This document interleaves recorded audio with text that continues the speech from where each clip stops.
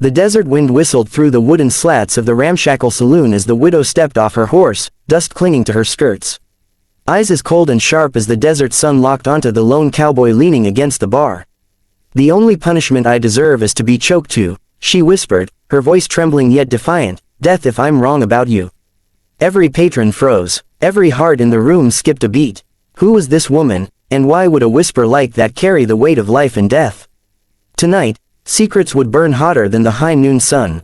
The desert sun hung low and merciless over the rolling plains, casting long, jagged shadows that seemed to claw at the earth. Clara Dawes tightened the reins of her horse, the leather rough against her palms, and squinted into the horizon where a lone figure leaned against the weathered boards of the saloon. Her heart thudded in her chest, a mixture of fear and determination battling for dominance. She had ridden for hours through dust and heat, but the moment she saw him, she knew she had come to the right place. The cowboy's posture was relaxed, almost indifferent, yet there was a tension in the way his fingers hovered near his revolver that spoke of danger, a danger she knew she might have to embrace. She dismounted with a grace born from years of necessity, her boots stirring up clouds of sand, and took a slow step toward him. Every other person in the saloon seemed to hold their breath, their conversations halted mid-sentence. "The only punishment I deserve is to be choked to death if I'm wrong about you," she whispered, her voice carrying a blend of defiance and vulnerability. The words seemed to hang in the air, sharp as a bullet, as every patron turned to look. There was something in the tone, the certainty behind the tremor, that made even the most hardened cowboys pause. Clara could feel the eyes of the man upon her, cold and calculating, and yet they held a flicker of something unreadable. She squared her shoulders, refusing to shrink away, even as the memory of her late husband, whose laughter once filled the house she now called an empty shell, made her chest ache. Luke McCade pushed himself off the bar, boots thudding softly on the wooden floor. His reputation preceded him, Iron Hand, they called him, a man who didn't bend for lawmen, outlaws, or anyone in between. Some claimed he was ruthless, a man who could shoot a rattlesnake off a log from 50 paces without flinching. Others whispered that he had a code, an invisible line he would not cross. Clara had no idea which version was true, and it didn't matter. What mattered was that he was the only man she could hope would take on Rourke and his gang, the men who had reduced her life to ash and silence.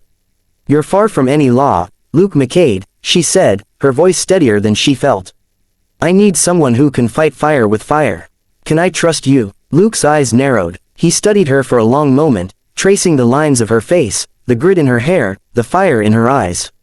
"Trust ain't something I hand out like coins," he said finally, his voice low and gravelly. "Why should I help a widow who might be running headfirst into death?" Clara swallowed hard. Memories flashed in her mind, the laughter of her children echoing through the farmhouse, the warmth of her husband's hand on hers as they watched the sun set over the plains, and the sudden, terrifying night when everything had been taken from her. Pain surged through her, but she refused to let it show. "Because the only punishment I deserve is to be choked to death if I'm wrong about you," she repeated, louder this time, letting every ounce of conviction hang in the words. For a heartbeat, Luke said nothing.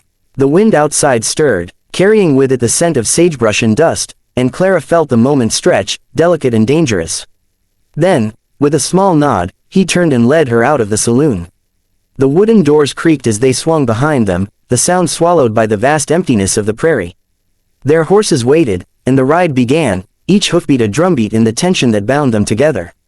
The journey was relentless. The sun scorched the earth, and the wind cut like a knife, whipping at their clothes and stinging their eyes. Water ran low, and each day tested their endurance, their patience, and their resolve. At times, Clara wanted to turn back, to retreat into the safety of the life that had been, but each glance at Luke reminded her that the path forward was the only path that mattered. There was something in the way he rode, steady, unwavering, that grounded her. When Rourke's gang ambushed them near a narrow canyon, the fight was swift and brutal. Luke's movements were precise, deadly, almost mechanical, and Clara, though terrified, matched him blow for blow, her own hands guided by desperation and instinct. They found shelter under a cluster of jagged rocks as night fell, the sky a canvas of stars stretching endlessly above. Clara sank to the ground, letting the chill seep into her bones, and felt an unfamiliar ache of camaraderie settle in her chest. Luke offered her a flask of water, his eyes not leaving hers. "You're tougher than most," he said quietly, almost to himself. I've seen men break just looking at a canyon like this, and here you are, still standing. Clara's throat tightened. I keep moving because I have to, she said, her voice soft but firm. And now, because of you. The admission hung between them, raw and unguarded. The wind whispered through the rocks, carrying away her words into the night, yet somehow the weight of them remained, anchoring them together. As the days stretched into nights, their bond grew, not through words alone, but through shared trials, the silent understanding of two souls walking on the edge of danger. When the horses faltered from exhaustion, Luke stayed behind to push them forward. When Clara's arm ached from holding the rifle too long, he offered a steadying hand, his eyes scanning the horizon for threats. They had no need for elaborate declarations, trust had become a language of its own. The desert was unforgiving, a living entity that demanded respect. Rattlesnakes coiled among the brush, shadows hid predators, and the blistering sun left no mercy. Yet with each challenge, Clara felt herself growing stronger, her grief tempered by resilience, her fear tempered by purpose. And always, there was Luke, the man who seemed untouchable, yet somehow, when he was near, she felt an unexpected warmth, a fragile but undeniable hope that perhaps she wasn't alone in facing the darkness. By the time they reached the canyon where Rourke's hideout waited, Clara had changed in ways she hadn't realized. Her eyes were sharper, her hands steadier, her mind sharper with strategy and instinct. Luke noticed it too, though he said nothing, letting her grow into the fighter she had been forced to become. In the stillness before the storm, as they crouched behind rocks, surveying the jagged peaks that hid the outlaw's lair, Clara took a slow breath and felt the weight of fear lift slightly. She had chosen this path, dared to step into danger, and found that courage, when paired with determination, could create an unbreakable bond between two people. The night descended, and the canyon shadows stretched like fingers across the earth. Clara and Luke moved silently, the trust between them now unspoken but absolute. Every step was measured, every glance significant. They were not merely a widow and a cowboy anymore, they were a single unit, prepared to face whatever awaited in the depths of the rocky fortress. And as the moonlight caught the edge of her hat, Clara allowed herself a small, defiant smile. Whatever came next, she knew she was ready, not just for Rourke, not just for revenge, but for the reckoning that would define her life forever. The canyon yawned before them like a living, jagged beast, its walls jagged and steep, hiding shadows that promised death to anyone who dared step too close. Clara's pulse hammered in her ears, but she refused to let it betray her. Every step she took brought her closer to Rourke, the man who had destroyed her life, and closer to the justice she had spent years longing for. Luke rode beside her, calm and steady, his eyes scanning the canyon walls with the precision of a man who had faced death more times than he could count. The wind carried the scent of dust, gunpowder, and something else, a metallic tang that made Clara's stomach tighten. They dismounted at the canyon's mouth, leading their horses slowly over the rocky terrain. Luke motioned for silence, and Clara obeyed instinctively, feeling the weight of the mission settle on her shoulders. The hideout was carved into the stone, a fortress of natural defenses and man-made fortifications. From the shadows, she could see Rourke's men patrolling, their rifles sweeping across the canyon floor. Clara swallowed hard, the memory of her family flashing before her eyes. Every laugh, every smile, every moment stolen from her by Rourke fueled the determination that surged through her veins. Luke crouched low, whispering instructions. We move together. You take the left ridge, I'll cover the entrance. Wait for my signal. Don't hesitate. Clara nodded, gripping her rifle tightly, feeling the rough wood against her palms. Her heart threatened to betray her, but she pushed the fear aside, transforming it into focus.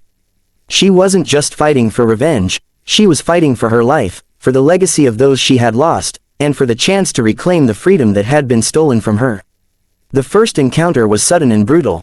A lookout on the ridge spotted movement, raising his rifle just as Clara fired. The crack of the shot echoed through the canyon, mingling with the shouts of men and the thundering hooves of frightened horses.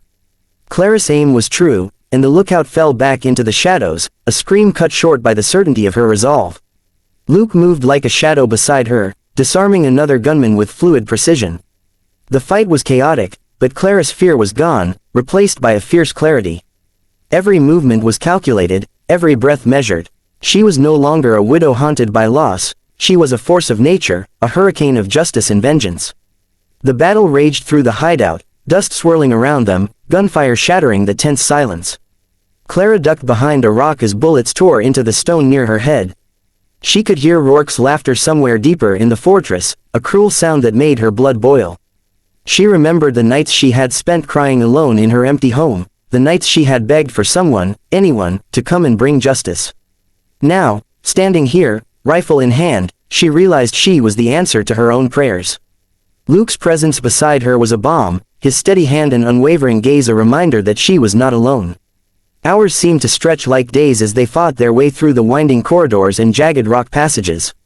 Clara felt her strength waning, her arms trembling from the weight of the rifle and the intensity of the fight. Yet every time she faltered, Luke was there, offering a wordless encouragement, a hand to steady her, a glance that said simply, "Keep going, you can do this." She realized that the bond forming between them was not born of comfort, but of shared struggle and mutual reliance. They were survivors, forged in the fire of danger and despair, and together, they were unstoppable. Finally, they cornered Rourke in the main hall, a cavernous space carved from stone and dust, lit by the fading light streaming through cracks in the walls. His sneer was confident, a man sure of his dominion, but Clara felt no fear. Every stolen memory of her family, every cruel word, every violent act he had committed, fueled the fire in her eyes. Luke's hand rested on his revolver, ready, but Clara stepped forward, her boots crunching against the rocky floor. "This ends tonight," she said, her voice steady, carrying over the echoing cavern. Rourke's eyes widened slightly, a flicker of doubt crossing his face, but he tried to hide it behind a mask of arrogance.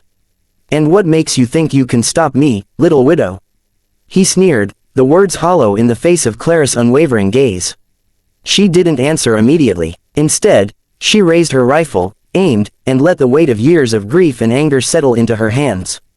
Luke moved to her side, a silent guardian, his presence bolstering her courage. The standoff was tense, every heartbeat loud in the oppressive silence of the canyon. And then, with precise coordination, they moved. Luke disarmed Rourke with a swift shot, the rifle spinning from the outlaw's hands, and Clara stepped closer, the barrel of her gun steady, unwavering. Rourke's bravado crumbled as the reality of defeat set in. Clara felt a strange clarity wash over her. This was not just about revenge.